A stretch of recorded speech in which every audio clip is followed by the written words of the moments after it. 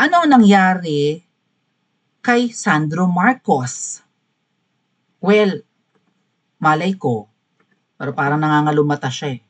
May recent interview kasi si Sandro Marcos nung humarap siya sa ICI or Independent Commission for Infrastructure na punong-puno ng kahihiyan ngayon.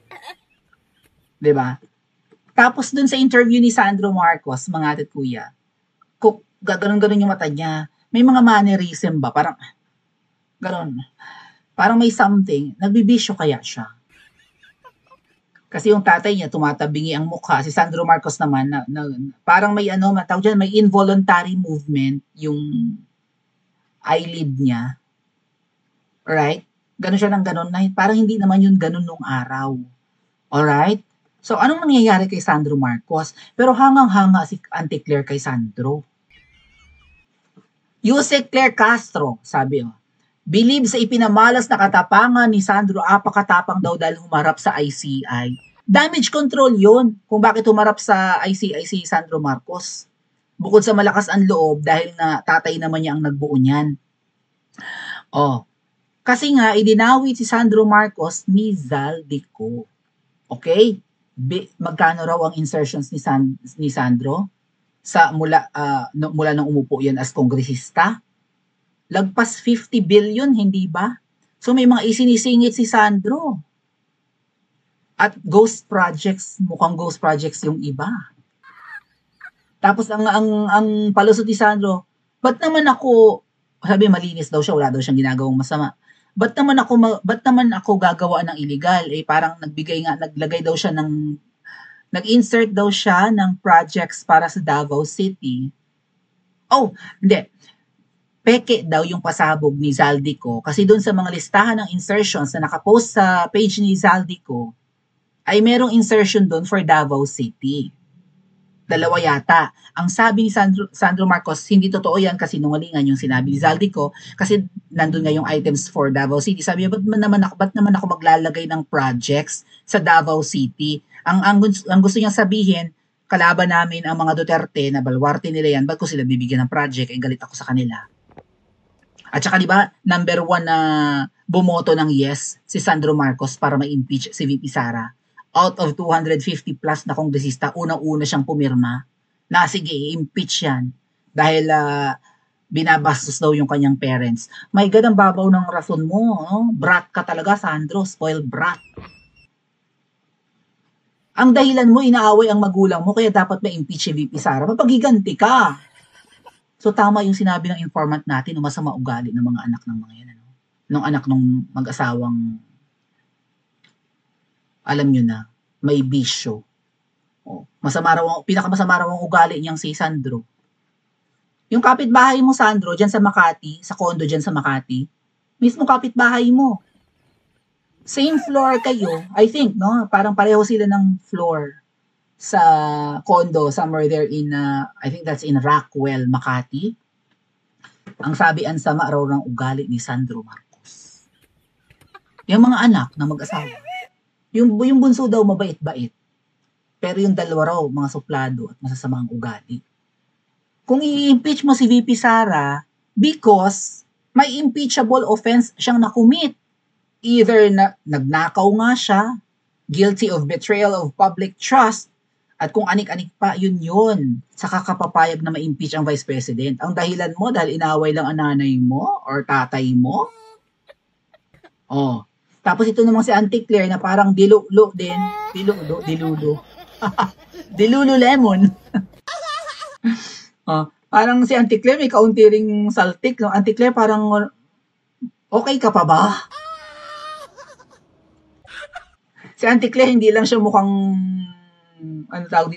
hindi lang siya epal, no, or matigas ang mukha at defender, tagapagtanggol din ng para din siyang may aning, no, may something na rin sa Auntie Claire, no, kakatanggol niya sa pamilyang yan.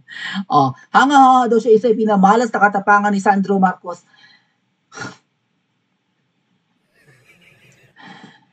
Kung talagang matapang si Sandro Marcos, Auntie Claire, hamunin niya ng suntukan si Baste. Pareho silang presidential son. Tapos binabanata ni Baste si Ngiwi. Di ba? binabatikos ni Baste ang gobyerno ni Marcos Jr. Kung totoong matapang si Sandro, hamunin niya ng suntukan ang katulad at ka-level niya na presidential son. O kaya naman, ipakulong ni Sandro Marcos si Tamba. Yun yung totoong bravery. Walang kamakamag-anak, walang sisinuhin, walang kaikaibigan. Matapang laban sa kasamaan at korupsyon. Pumunta lang sa ICI. Sino nagtayo ng ICI? Tatay niya. So, ibig sabihin, protektado siya. Going back doon sa issue ng ICI, wala raw palang pondo ang ICI. Maganda lang yung building na binigay, walang pera. Kaya si Magalong nag-resign. Ay, ayoko. Di ba may isa pang nag-resign, yung Singson ba yon? Babes Singson, kung sino man yun, nag-resign. Walang pondo. Paano nila pasasweldohan yung mga empleyado ng ICI? So, budol yung ICI, mga ating. At ano pa ang sabi? Nasa 200,000 more or less yung na-discover nilang corruption.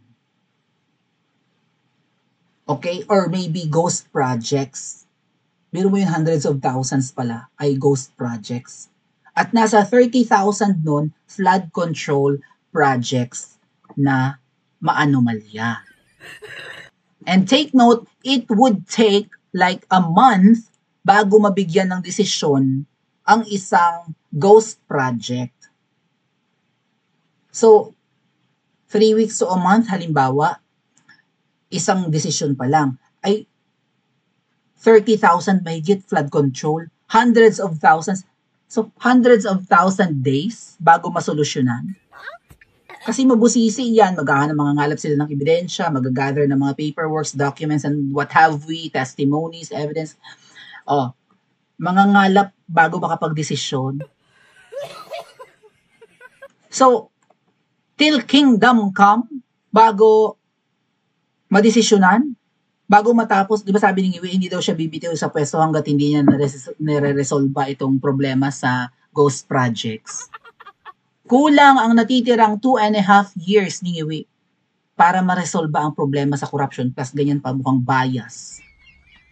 Nagtayo ng ICI para matigil ang investigasyon ng Senado, wala pa rin nakukulong. Lokohan ito, mga ating pinagluloko tayo. Alam niyo kung ano ang himala na lang na pwedeng mangyari, mga kababayan? Overdose na siguro, katulad ng sinabi ni Rowena Guanzon. Sana ma-overdose na, maghimala na ang langit at lupa at matanggal sa pwesto. Kasi hindi talaga bababa, hindi bibitiw. Takot ang mga yan. Alam nilang may re-rest back sa kanila, hindi ang mga Duterte, hindi ang taong bayan, kundi yung mga pinangakuan pa nila. O yung malalagay din sa alanganin kapag nawala sila sa pwesto. Gustong-gusto ng mga pinklawan na bangag ang nakaupo ngayon.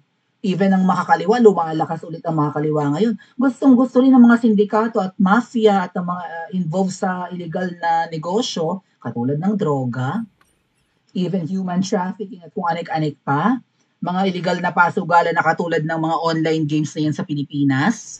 Gustong-gusto nila na bangag ang nakaupo kasi nagagawa nila ang kanilang asal at ang kanilang krimen at mga illegal na negosyo at gawain. So hindi sila papayag na mawala rin yan sa pwesto, pabor sa kanila na nakaposisyon pa rin yan. Ang ayaw lang dyan, tayo. Dahil tayo ang hirap, ordinaryong tao, namulat na nagkakandamatay kapag may mga kalamidad.